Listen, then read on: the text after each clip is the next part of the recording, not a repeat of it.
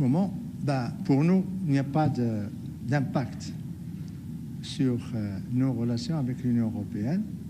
Le communiqué du ministère des Affaires étrangères, de même que les déclarations de mon ministre, plusieurs fois, devant la presse, c'est que c'est une question euro-européenne. Ça ne concerne pas le Maroc, ça concerne l'Europe. Nous ne sommes pas ni sujets de l'Union européenne, ni assujettis en tant qu'État au droit communautaire européen. La question du Sahara relève du droit international. La question du Sahara relève de l'institution qui est dans cet immeuble. Et pour nous, donc, pas d'impact, on n'est pas concerné, c'est aux Européens de régler ce problème. Cela ne nous empêche pas de faire des observations. Première observation, c'est que la Cour, avec tout le respect que j'ai pour la Cour, ce n'est pas une critique, c'est juste un constat, a appliqué le droit communautaire alors que la question relève du droit international. Première. Et je voudrais ici rappeler que l'article, si ma mémoire est bonne, l'article 23, 25 et 26 des statuts de la Cour, il est dit que la Cour, dans ses jugements, doit se baser et doit s'inspirer du droit international, ce qu'il n'a pas fait. Il s'est basé uniquement sur le droit humanitaire, comme si nous étions européens. Deuxièmement, dans tout arrêt, on appelle, normalement, je ne suis pas juriste, mais ce que je sais, c'est qu'on n'introduit pas des éléments nouveaux. Or, la Cour a introduit un élément nouveau alors qu'elle était censée juger ce qui existe et non pas venir avec un élément nouveau qui est la population. En ce qui concerne cet élément nouveau, elle s'est basée sur ce qu'a dit l'avocat de l'autre partie sur la population, 500 000. D'où vient ce 500 000? Il n'a pas eu qu'il puisse le dire, c'est une chose, mais que la Cour puisse l'utiliser comme un argument, c'est inacceptable et maladroit. Ici, je voudrais montrer un document qui date, c'est le اللاجئين منظمة ديال الأمم المتحدة للاجئين المندوبية السامية للاجئين تقرير حول الجزائر ومخيمات تندوف والمندوبية السامية للاجئين يعني تناقش المسألة تاع المساعدات وكذلك كيفية تفريق المساعدات على أساس الأعداد التي تعطى لها.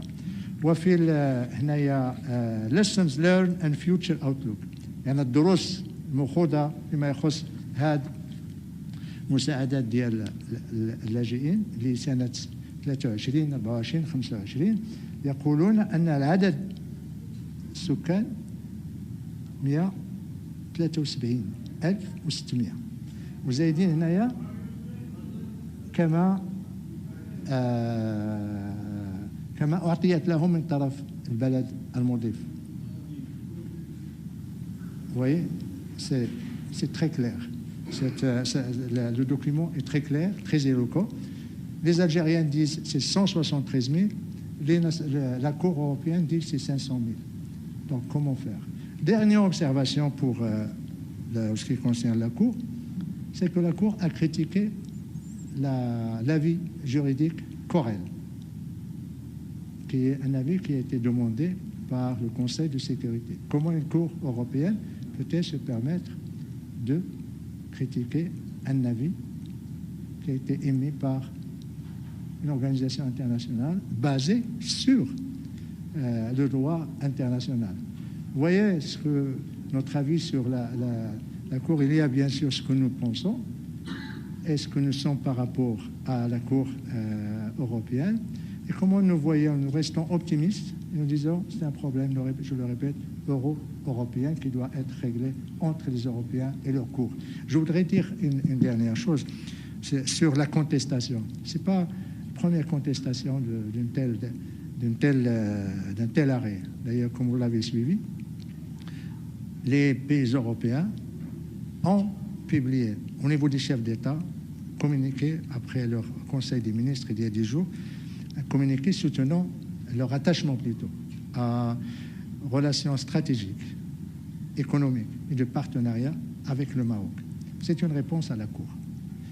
Des pays pris individuellement ont publié des communiqués de soutien, d'attachement et de distanciation par rapport à la Cour européenne. C'est Madame Van Leyden, la commissaire européenne, et là également, le jour même, publié un communiqué de soutien au Maroc, la relation avec le Maroc et surtout le partenariat stratégique et économique avec le Maroc. C'est la même chose de la part de M. Borrell.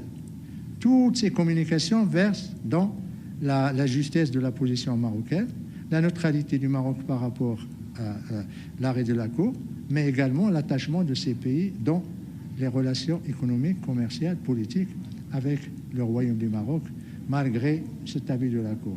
Et je voudrais juste, en parlant de contestation, nous ne contestons pas, c'est aux Européens de le contester. Mais il y a, je dirais, beaucoup de précédents. Par exemple, la Pologne a contesté un arrêt de la Cour européenne en ce qui concerne la réforme de la justice.